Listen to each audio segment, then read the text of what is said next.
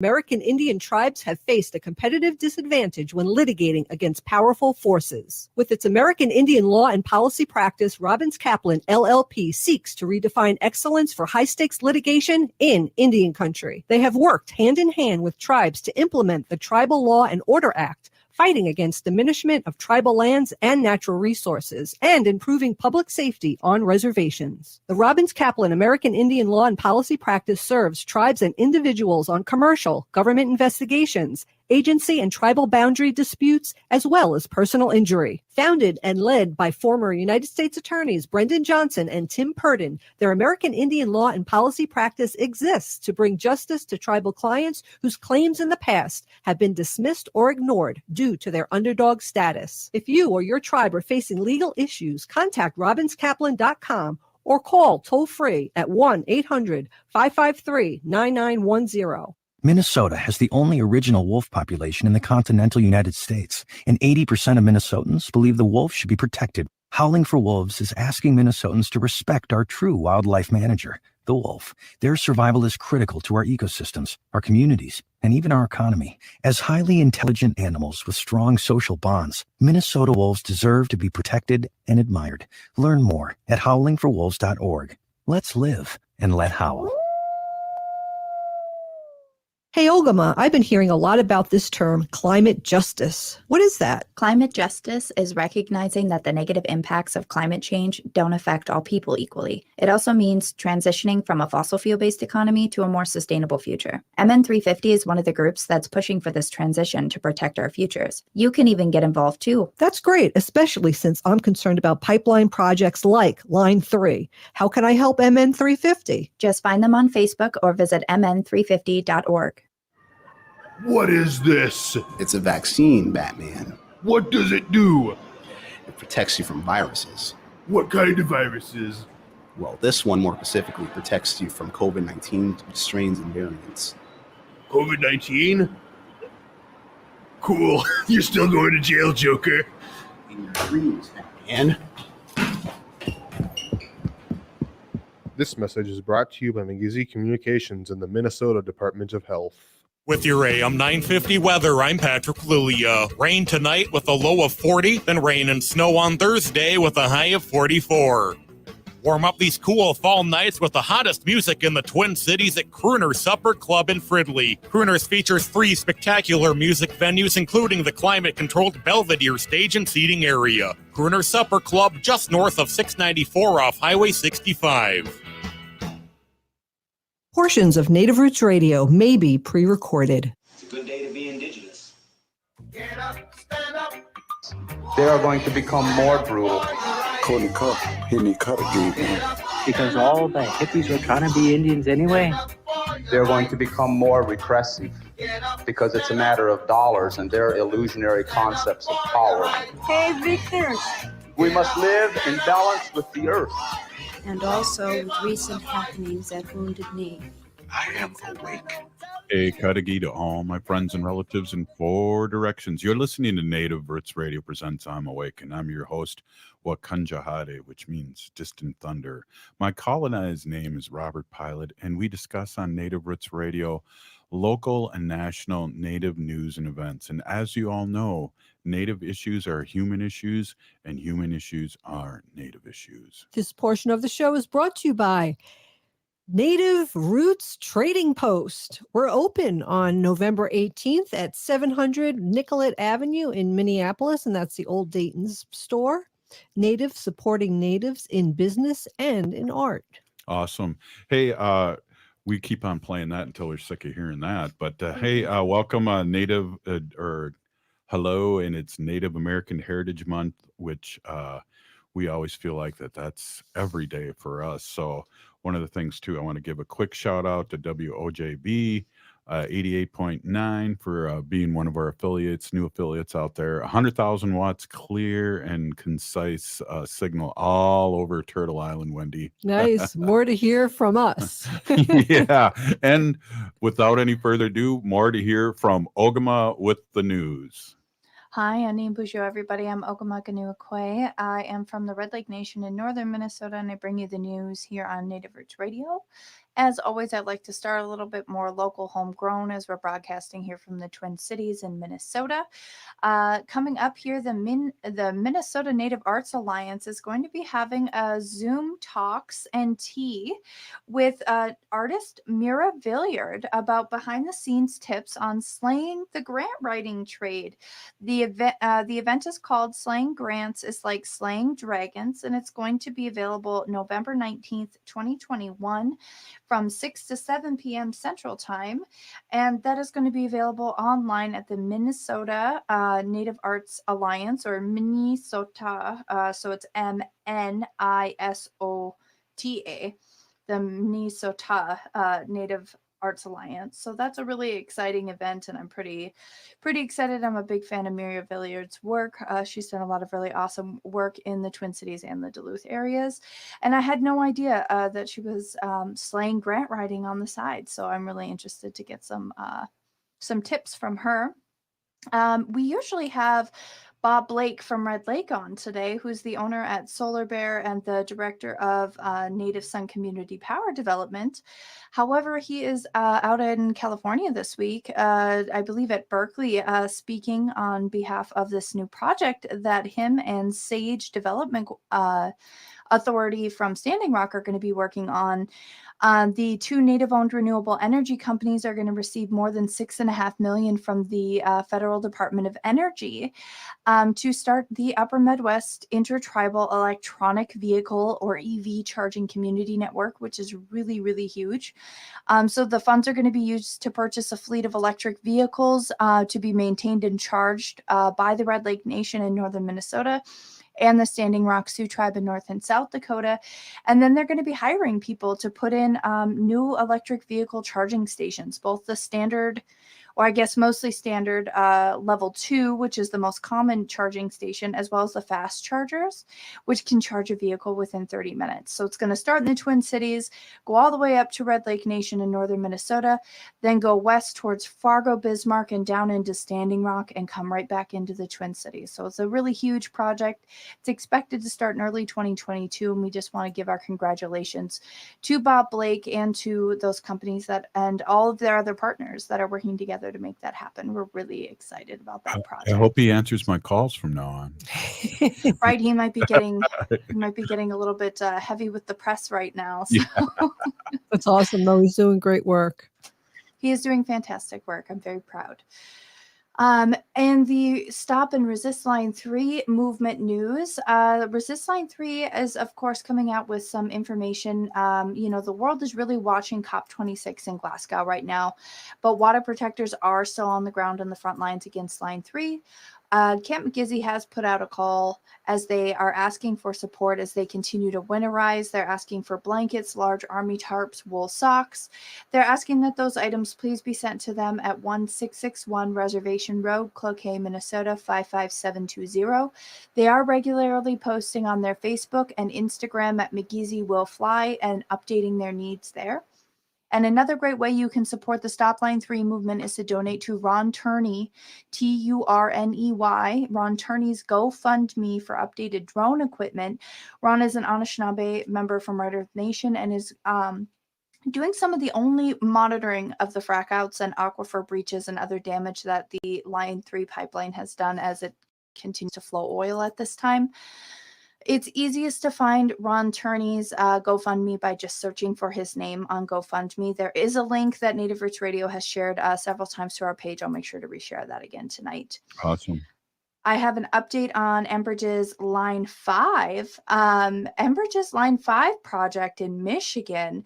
Enbridge is starting to argue for Line 5 being a workaround that fits the U.S.'s Build Back Better agenda.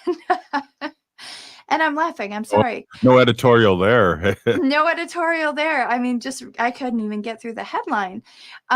So Enbridge is the Canadian operator for the Line 3 and the Line 5 pipeline. Line 3 is in Minnesota. Line 5 runs through northern Wisconsin and under the Straits of Mackinac in Michigan. Line 5 was ordered to be shut down by Governor Whitmer. earlier this year and has been continuing to operate illegally past this shutdown, and they're still just continuing. But the Line 5 pipeline company is urging Joe Biden's administration to embrace its proposal to reroute the Great Lakes crossing as deep underground as an example of a Build Back Better infrastructure project. And I'm not really sure where they're getting that idea, where that fits into the Build Back Better. Enbridge is saying it's awaiting regulatory approval for a workaround that says it would further insulate the Great Lakes from a potential spill. Oh. So basically, they're saying if they go deeper underground under the lake, it protects the Great Lakes from a potential spill and therefore can fit into this Build Back Better. You can't see the spill because it's so deep, but we know that better after that 60 Minutes piece off Louisiana. That was crazy for how many years, Wendy? 15 years? Yeah, and like 500 feet of water. There's a pipeline that has been leaking for 17 years. Right. They've finally figured out how to fix it. So So Enbridge, who could not build the pipeline here in Minnesota without damaging an aquifer, is proposing that they're going to run a $500 million tunnel under the Straits of Mackinac as much as 100 feet below the Straits of Mackinac as an alternative to the current route, saying that that would virtually eliminate the chance of a pipeline incident in the Straits of Mackinac.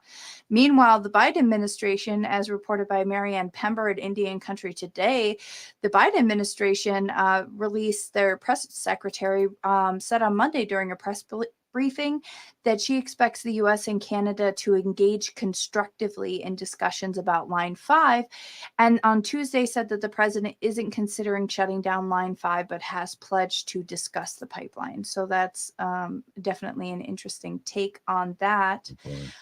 And then I do want to let people know that there's a cool event coming up here. It's called Race, Labor, and Climate Justice. It's an emerging frontline struggles for a just transition event. That one is going to be live online from COP26 in Glasgow. You can tune in at tinyurl.com/COP26 climate justice. It's going to be talking about how reversing climate change will really take undoing systemic injustice, racism, militarism, and the root of expansive extraction. It's going to have some really great speakers, so make sure to check that out again at tinyurl.com/COP26 climate justice. Hey, Peeny Gigi Ogimaa for all the news. And up next, we have Representative Ruth Buffalo, District 27 of North Dakota. And we're just pleased as punch to have her on again. That's who we'll have next, Wendy. And we're really excited. Stay with us. You're listening to Native Roots Radio Presents I'm Awake. And we'll be right back after this short break.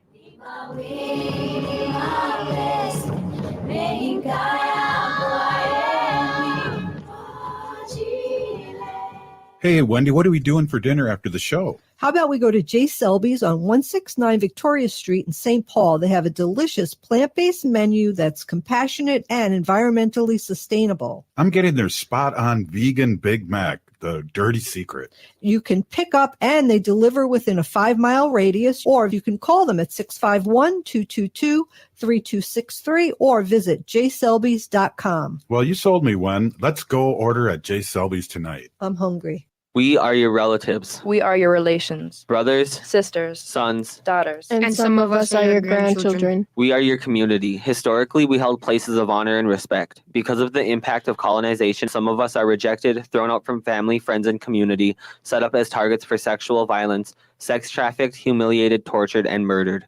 Everybody has the right to be safe. We are your relatives. Remember, homophobia is not traditional. Sponsored by the Minnesota Indian Women's Sexual Assault Coalition. For too long, American Indian tribes have faced a competitive disadvantage when litigating against powerful forces. With its American Indian law and policy practice, Robbins Kaplan, LLP, seeks to redefine excellence for high-stakes litigation in Indian country. They have worked hand-in-hand with tribes to implement the Tribal Law and Order Act, fighting against diminishment of tribal lands and natural resources, and improving public safety on reservations. The Robbins Kaplan American Indian Law and Policy Practice serves tribes and individuals on commercial, government investigations, agency and tribal boundary disputes, as well as personal injury. Founded and led by former United States Attorneys Brendan Johnson and Tim Purdon, their American Indian law and policy practice exists to bring justice to tribal clients whose claims in the past have been dismissed or ignored due to their underdog status. If you or your tribe are facing legal issues, contact robinskaplan.com or call toll-free at 1-800-553-9910. Bijou, I am Oshawashko Gijig. I'm from Red Lake Nation, and you're listening to Native Roots Radio. Oh, I didn't have it muted. Hey, you're listening to Native Roots Radio Presents I'm Awake, and I'm your host, Robert Pilot. This portion of the show is brought to you by the Minnesota Indian Women's Sexual Assault Coalition. You know, we've had Ruth Buffalo on for years. Mm-hmm. It seems like years, and she's one of the first politicians that graced our show, and we're so glad to stop in. And I know she's busy, and so happy to have her stop in again and check in with us. And I watch her on Facebook, and she's been doing so much as usual. And well, let's let her tell us what she's been doing. But Pinigigi, Ruth, for being on and speaking your truth with us. Sure. Thank you, Madzigidads. Can you hear me okay? Sound great. Yeah, I'm in a hotel, and I tried to turn the vent off, and it's still running. So I apologize if you have like this noise in the background, because it's like right next to me. But it's an honor to be here with you today, Madzigidads. Thank you in the Hidadza language. We just finished day 3 of our special legislative session. The governor, by executive order, called us back in to a special session to vote on the America Rescue Fund Act funds, the dollars, ARPA funds, and also redistricting. And we've also covered a number of different bills through the Delayed Bills Committee, bills that focus on anti-vaccines and the critical race theory. Okay. Wow. Bless you. And we love talking to you, because I think you need our support of all our audience around Turtle Island. We're in Madison now, in Chicago, and we also are in WOJB, 100,000 watts in Wisconsin. So we really appreciate you being on and speaking your truth about what's going on. I noticed I talked to our guest Fridays, Mary Kunish, and we talked a little bit about Leonard Peltier. And could you fill that in? Because at the end of the show, we always say free Leonard Peltier. Yes. We were able to get a number of Native American state legislators to sign off on a bill. My mind's everywhere.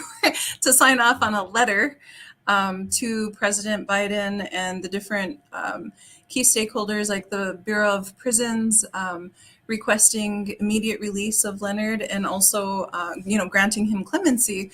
And so we had a number of Native American state legislators across the U.S. sign on to this letter. And then from there, we also took it a step further, being that we were meeting as the National Caucus of Native American State Legislators. We introduced a resolution, again, pretty much echoing the same words, the call to action, the release of Leonard Peltier. And so that was that resolution was unanimously passed or approved. And so we're just trying to find ways to amplify the need for his release. Yeah, I appreciate that. And we talk about that all the time. And I was just with Clyde Belcourt an hour ago. So, and it's super sad, because if you read the book, In the Spirit of Crazy Horse, you can see what the FBI did to this man. And also it's just crazy. And also, in the same breath, Ruth, they're talking about getting rid of David Chapman, letting him out, and he tried to kill the President Reagan. And yet we have someone that is really in there on shady evidence that we can't get out, Ruth. Right. I mean, it's disheartening. And when you think of the the connection to these lands. He's a member or a citizen of the Turtle Mountain Band of Chippewa, which is located in North Dakota, or the headquarters, present day headquarters are here in North Dakota, and that he was, fighting for Indigenous rights within the original homelands of our land. We don't have anywhere else to seek refuge. This is it. These are our homelands. And so it's disheartening to hear that.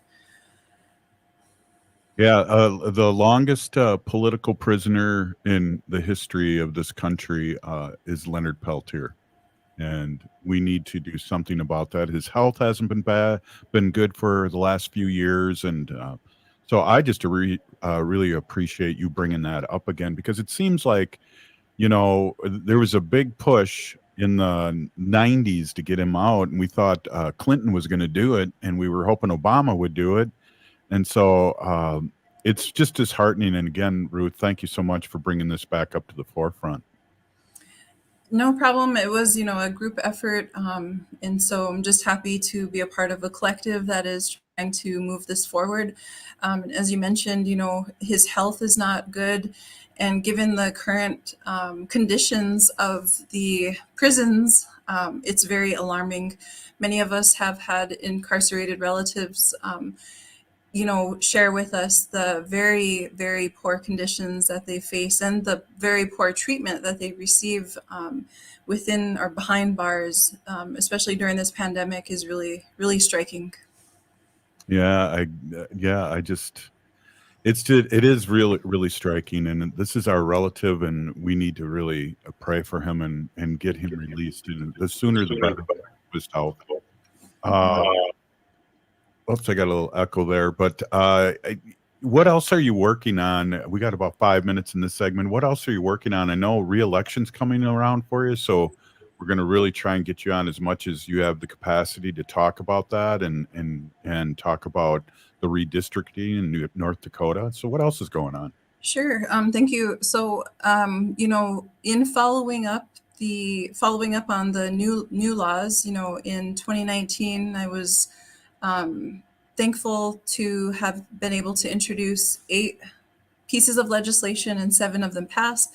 The one that did not pass was a child care assistance piece of legislation. But in this process of being a new lawmaker, I've been following up on the new laws and trying to see where they're at, what's their status.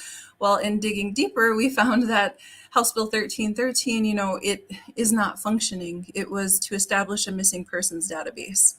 And so it currently does not exist. And so with that, it needs funding. And so I was able to get a proposal in for the ARPA funds to cover the one-time fiscal note back then in 2019 of $75,000. And so it again went through this process of going before the Senate Appropriations Committee this past summer, died by a few votes. So we kept it alive on the House Appropriations.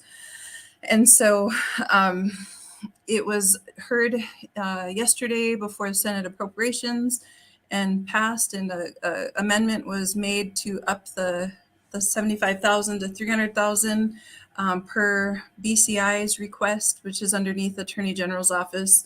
So now it passed the Senate floor today, and so it will be in the House Appropriations Committee tomorrow, and probably be voted on tomorrow, and then go for a full House vote on Friday.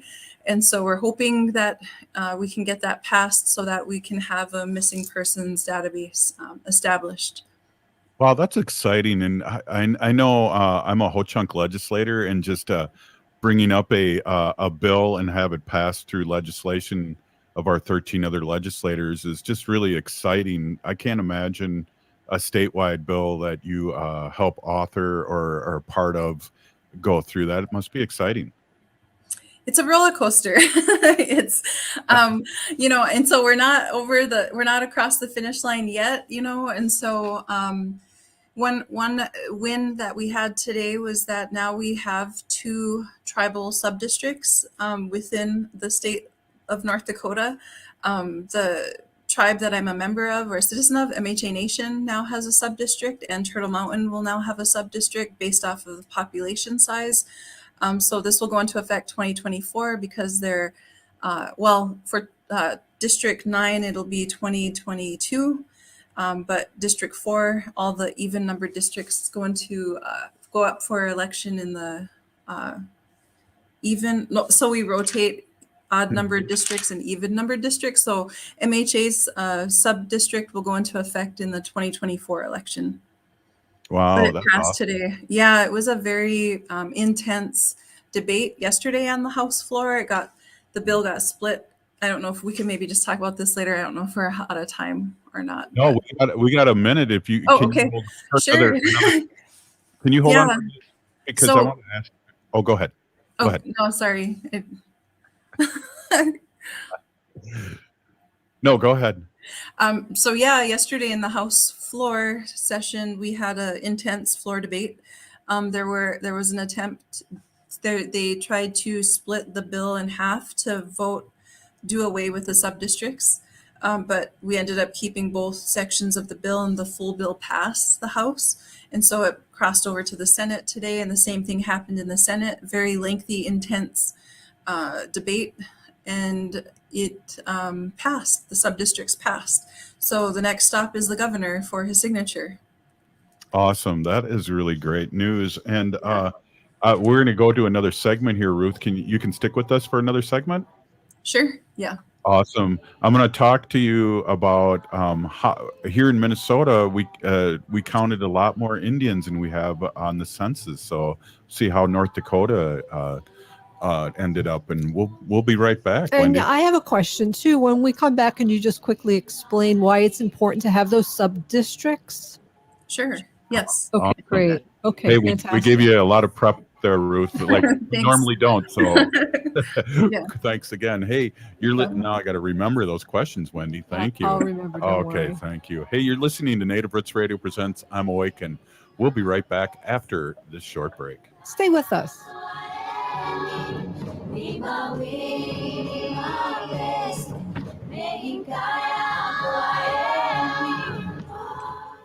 If you're hurting in your relationship or have been affected by sexual violence, you're not alone. Strong Hearts Native Helpline can help you through these difficult and uncertain times. Strong Hearts Helpline is a free 24/7 confidential domestic dating and sexual violence helpline for Native Americans. Help is available by calling 1-844-762-8483 or by clicking on the Chat Now icon on strongheartshelpline.org. This message is sponsored by the National Indigenous Women's Resource Center.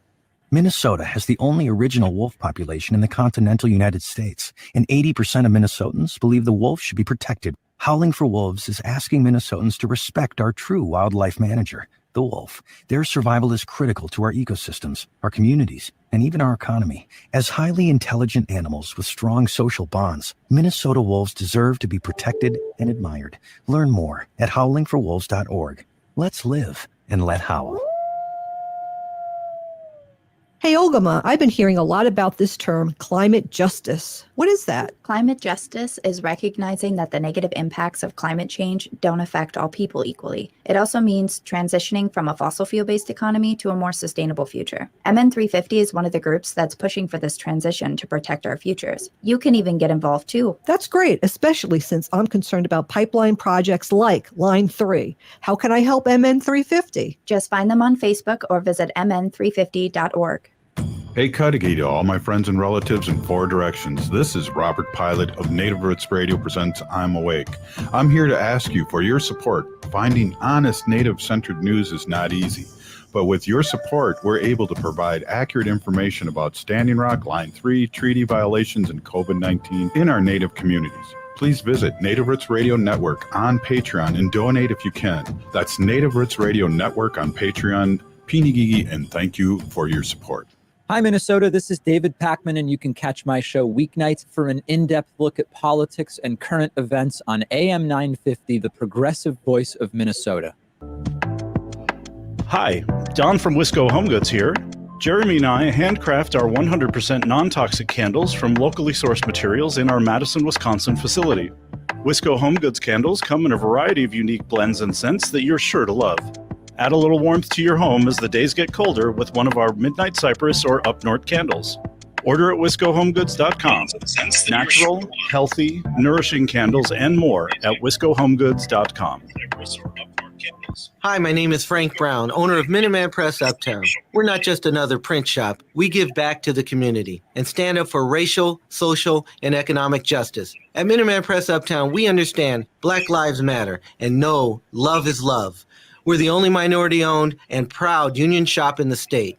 We're community involved and have over 100 years of industry experience. We believe our employees are vital to our success. That's why we pay a living wage with benefits. This is Chad, owner of AM 950. I chose Minuteman Press because they match the values of our business. Their design team took our vision and idea and turned them into a beautiful, professional printed marketing piece on time as promised. They can help your business, nonprofit, or political campaign with printing, direct mail, signs, or other promotional needs that will help grow your organization. Call the printing company AM 950 Trust, Minuteman Press Uptown at 612-870-0777 or find them online at mpuptown.com.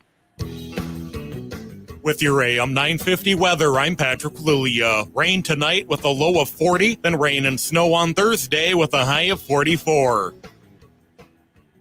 No one has more in-stock appliances to choose from than Warner Stellian, now with an extra 5% savings. Plus, open a Warner's card to earn up to a $100 bonus, then pay no interest for 18 months. Shop our 10 Minnesota stores or online at warnerstellian.com. Hi, I'm Jane Fonda, and you're listening to Native Roots Radio. Hey, welcome back to Native Roots Radio presents I'm Awake, and I'm your host, Robert Pilot. This portion of the show is brought to you by Native Roots Trading Post, located at 700 Nicollet Avenue in Minneapolis, inside the Old Dayton's. We're open at 10 a.m. on November 18th. Native supporting natives in business and art, and those Wisco candles that you just heard, the commercial, we will have them at the Trading Post. Yeah, and there's special native scents. And our sticker, Native Roots Trading Post. Thank you. It still doesn't come. It's still kind of sticky on my tongue, but I have to keep saying it over and over again. But hey, we have North Dakota State Representative Ruth Buffalo at District 27, and Wendy. Welcome back, Ruth. And Wendy had a quick question for you because, I have a good memory, but it's short, but I think she'll remember the question better. But go ahead, Wen. Yeah, I was just wondering what the significance and importance is of having those subdivisions. Sub-district. Yeah, sub-districts. Sub-districts. Sorry about that. The sub-districts. It's okay. I don't know why I'm hearing an echo, but maybe that's on my end. Or no, I think it's gone. But so sorry about that. The sub-districts. The significance of it is that it provides it ensures that the tribal nations they receive adequate representation, and so that's what the people within the tribal nations asked and requested to the Joint Redistricting Committee, and so that's it was able to proceed based off the population size, and so you have to meet a certain threshold to meet that sub-district, just like with the legislative districts. Every 10 years, we go through redistricting as a result of the census that's taken every 10 years. And so we have to have a certain population size for our legislative districts, about 15,000. If we go over, like my district, 27 was above and beyond the 15,000. And so they try to keep it within those that criteria. And so we're pretty excited to learn that MHA and Turtle Mountain, the Mandan, Hidatsa, and Ogimaa Nation, and Turtle Mountain Band of Chippewa will have their own sub-districts within each of the respective districts. So Turtle Mountain falls within District 9, so I believe it'll be District 9A, and MHA Nation falls within District 4, or District 4 encompasses each of those respective tribal nations. So MHA will be District 4A. And so I'm not sure if I answered your question. It really, the debate, I would encourage you to watch those House floor debates. If you go to legis.nd.gov and watch those House floor debates, they were very, very interesting.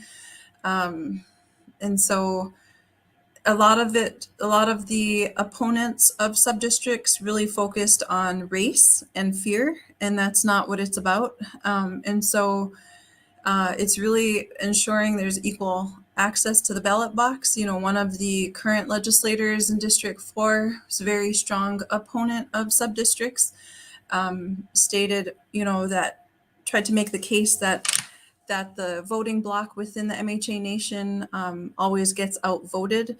But that's actually not true. There is low voter turnout due to voter suppression. In 2018, there were two historical precincts that were shut down at a moment's notice that did not give people advance notice to make arrangements.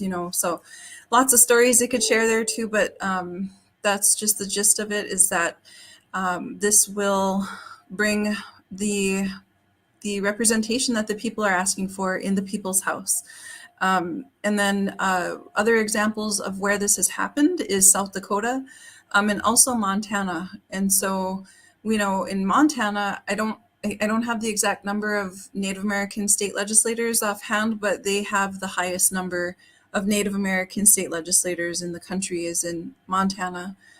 So there are models out there. This has been done before. It's not the big bad boogeyman that people are making it out to be. Well, it's funny is I was joking before we ended the last segment, and we are us as natives are basically being counted, and we're getting out in the census. So more people in the census, Native Americans, checked in on the census, and all of a sudden we have a higher percentage, and it was a beautiful thing to see this last segment. So that's awesome to hear. Could you do me a favor, because we have a lot of new guests or new listeners, and just talk about how hard that was to pass a bill like that because of your split, the way you're set up there. You have Republicans, Democrats, and could you just tell our audience how you guys are set up voting wise? Sure. Yep. So in North Dakota, for starters, as far as being very unique, a unique state is that we do not meet every year for a legislative session. So we meet every biennium, they refer to it as, which is like basically every 2 years or every other year. And we meet for 80 days by law. So it literally is drinking from a fire hose. Usually when people exaggerate with these different phrases, it's kind of like, oh, they're just exaggerating, but they're not exaggerating in that sense of 80 days. You meet every other year. And so within North Dakota, we are what is known as a trifecta, where the governor and the majority in the House and Senate are from or of the same party affiliation. So in this case, North Dakota, it's a very red state. Our governor, majority in the House and Senate are of the Republican Party. We have 47 legislative districts currently, and we'll be adding 2 more new districts, I believe, and then the 2 sub-districts in the next election cycle. And so currently with the 47 legislative districts, each legislative district gets 2 House seats and 1 Senate seat. So on the Senate side, there are 47 senators, and on the House side, which I am a member of, the People's House, we refer to it, there are 94 members. Out of those 94 members, there are 14 of us that are from or of the Democratic Nonpartisan League. And then on the Senate side, out of 47, we have 10 state senators who are of the Dem NPL. And this process of the House Bill 1504 that focuses on redistricting included 2 sub-districts, 2 tribal sub-districts. And so it was a very, very quick process to begin with, the whole redistricting committee process and hearing from constituents. There were some criticisms, rightfully so, that the redistricting committee did not go to each tribal community. The Tribal State Relations Committee did make it to every tribal community or Indian reservation, but they kind of slid in the redistricting within the Tribal State Relations Committee. So we kind of did not agree with that. And so as a result, Spirit Lake Nation, Tribal Chairman Doug Yankton, and Turtle Mountain Band of Chippewa, Chairman Jamie Azure, both came together and presented Senator Richard Marcelese, who's a member of the Turtle Mountain Band of Chippewa, presented a amendment to the redistricting committee this past week to propose Spirit Lake Nation and Turtle Mountain Band of Chippewa to come to be one legislative district. Unfortunately, that proposal died in committee, but it was again brought up again today during the Senate floor debate, but again, it died. And so it's tough. Like many people ask the question, why didn't, one of the questions I received was, why didn't all of the tribes come together and form their own legislative district?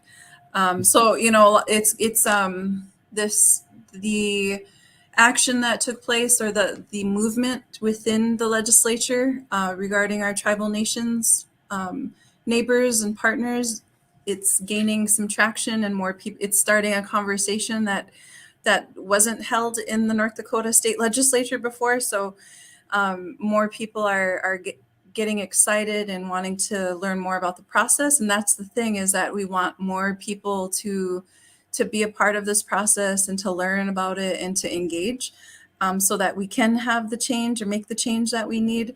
I don't know how many times my name was brought up, kind of used as I don't know what you would call it, but in the House floor debates, they would make reference to me.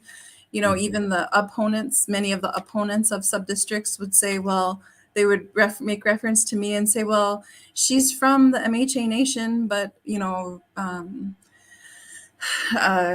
represents a district off of the reservation or on the other side of the state, and so we're good. And I'm like, I cannot speak on behalf of an entire tribal nation. I am a citizen, a member of, but and then that's where my entire family still lives, in Mandaree.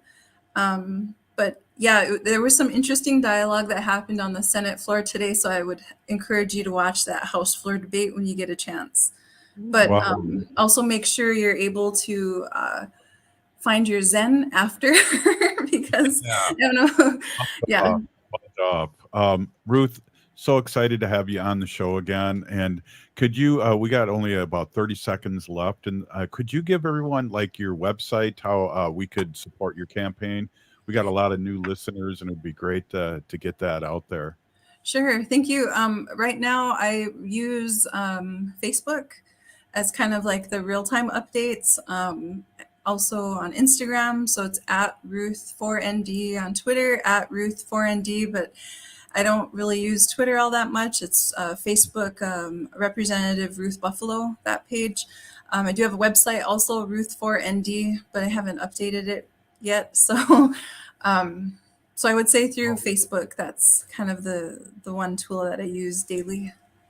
Well, that's cool. When you get close to that date where we start talking about running again, we'll get that out there and start supporting you, and in a good way. So I really appreciate you stopping in and giving us your story and what's going on, and how we can put tobacco out for you, and all the good work that you're doing, because we do need Zen. And again, I appreciate you being on, and hopefully we'll talk to you very, very soon again, Ruth. Yes, Modzigadadz. Thank you. I appreciate it.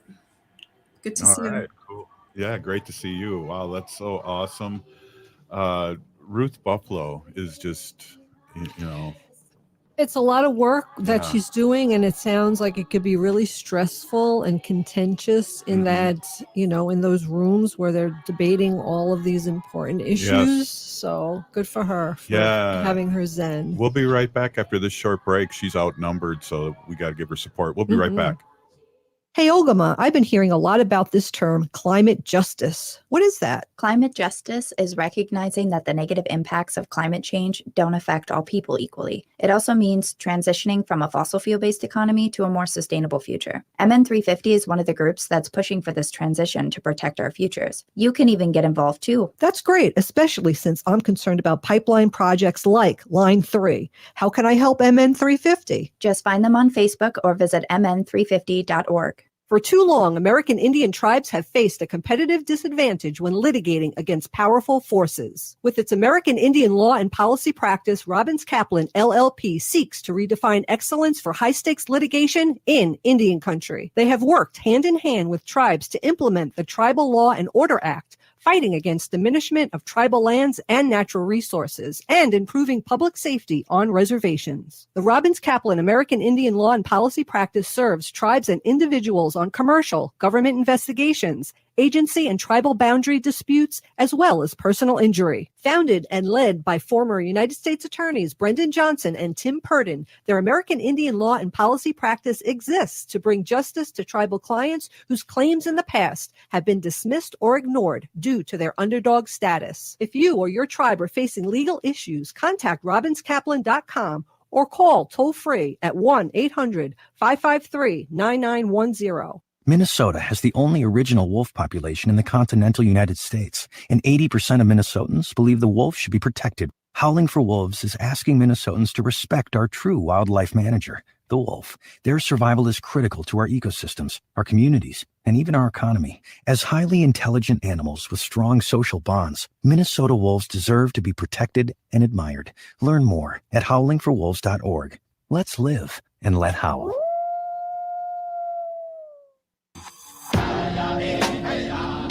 Hi, this is Representative Sharice Davids from Kansas. I'm Ho Chunk, and you're listening to Native Roots Radio. We are the Lucid Nation. Hey, welcome back to Native Roots Radio presents I'm Awake, and I'm your host, Wakanja Hade. This portion of the show is brought to you by Howling for Wolves, protecting wolves for future generations.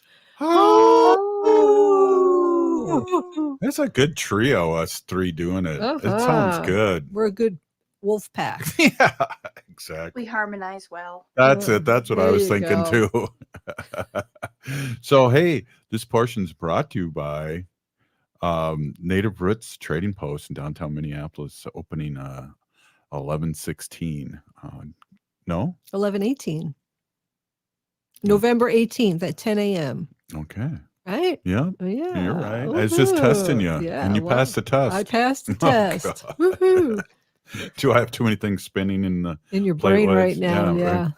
Well, you think I'm bad. Ogimaa's got twice as much because she's I don't got really to help. have that much, so I don't know what my problem is. I don't know. But hey, I want to introduce Wendy. Wendy's our animal protector here and talks about native, our relatives are with hooves, legs, and wings, and gills, and all tails, kinds. and stuff like that. They're our Absolutely. relations. Yeah. So take it away, Wendy, while I put myself on mute. Hey, everybody. My name is Hanajihi Hani, and that means cares for them. And as always, I like to thank Curtis for giving me that meaningful name. Oh. So thank you very much. Mashke Hanajinga, which means walks on white clouds, and that's Curtis's name. I'm a humane policy volunteer leader for the Humane Society of the United States, and I work on animal issues at the local and state level.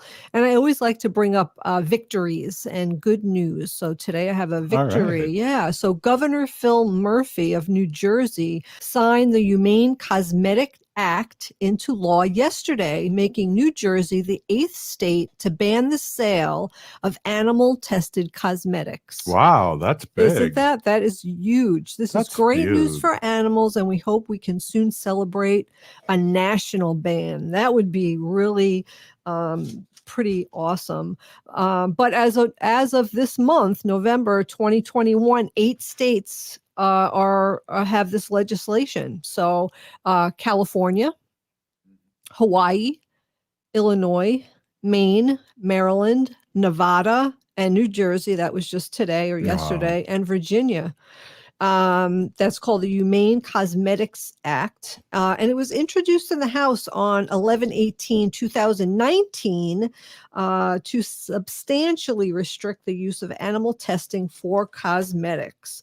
And I love this. And more states and more districts and more anywhere that wants to do this, I'm just all for it, because animals don't need to be tested on for cosmetics. They're tested on for all different kinds of things, but for shampoos, mascara, eyeliners, hairsprays, body lotions, and things like that, we don't need to test on animals. There's plenty of products out there and ingredients that we already know that are safe and effective. But what's happened is, the testing on the animals started in China. So everybody got on this bandwagon where they were commercially breeding these animals to use for testing. So it's a big money-making thing, So this industry needs to go away.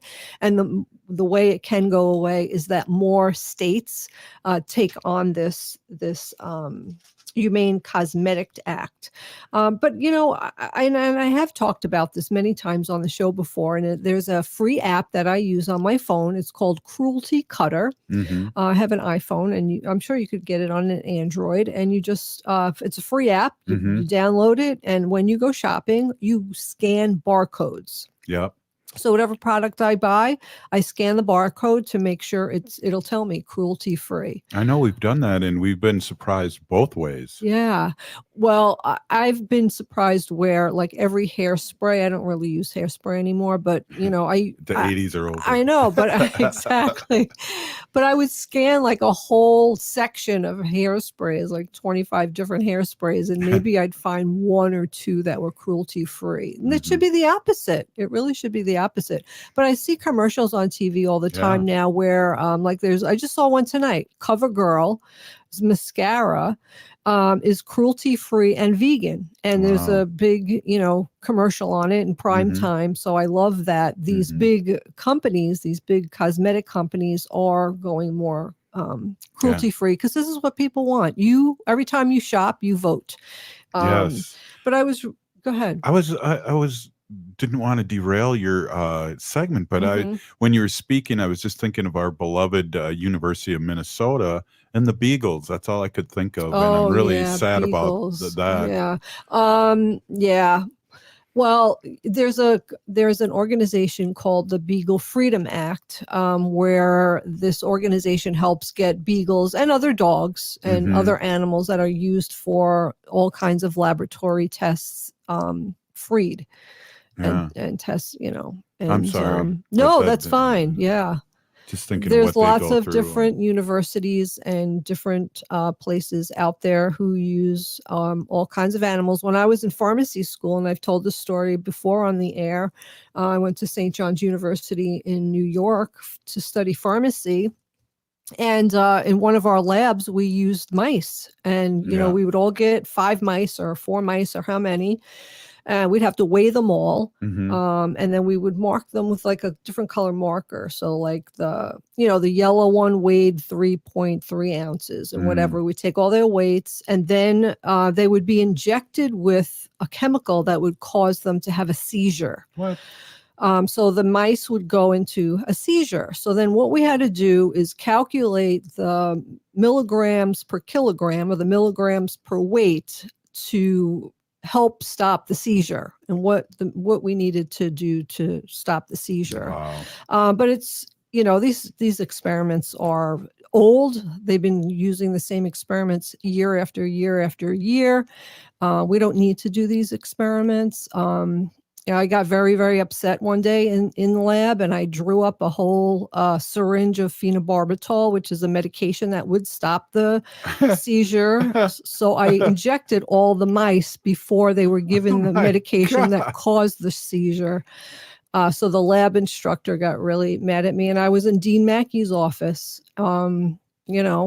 And I got in big trouble. They were going to throw me out of pharmacy school, but I was so upset about it, and it really, really upset me. And this is like many, many years ago. I mean, it sounded like it was just a math issue, not a let's watch them flail and all that. It's ridiculous. And then we would do another experiment where we would give the mice narcotics. So again, we would go milligrams per kilogram to see their pain threshold, and it was called the tail flick test. I'm never going to forget it. Tail flick test. So what we would do is get a beaker of boiling water, give the mouse a certain amount of narcotics or opioids to see what their pain threshold would be, and we would dip their tail in the boiling water to see how fast they would flick it out of the water. So if a mouse really had a lot of narcotic and opioid on them, right, they didn't feel any pain, their tail would actually just burn off in the water. So this was another time I got sent down to Dean Mackey's office. And then after the experiments, they'd gather all the mice and just gas them. Oh, come on. And these experiments are happening all over the world, all over the United States, in every kind of different university and every different kind of place like that. We don't need to do these stupid, testing on these animals. It's just, So anyway, get Cruelty Cutter. Well, it looks like Alice just installed Cruelty Cutter, and it took 2 seconds. It takes 2 seconds. Thank you for doing that. When you go shopping, Kathleen, just scan the barcode, and it'll tell you, and it'll say, bite back. This item is not cruelty free. And then if you click on it, it will give you alternatives. And Kathleen says, love you, Wendy. That's awesome. Great segment. Thank you. Yeah, definitely. Hey, I want to thank State Representative North Dakota Ruth Buffalo for being on. I want to thank Ogimaa for the news as always and all the back work she does to keep this keep the show afloat, everything afloat. Also, Pinigi to you, Wendy. Yeah, thanks. If you're listening to this, you are part of the resistance. We're still here. Free Leonard Peltier. Cafe Latte offers made-from-scratch soups, salads, sandwiches,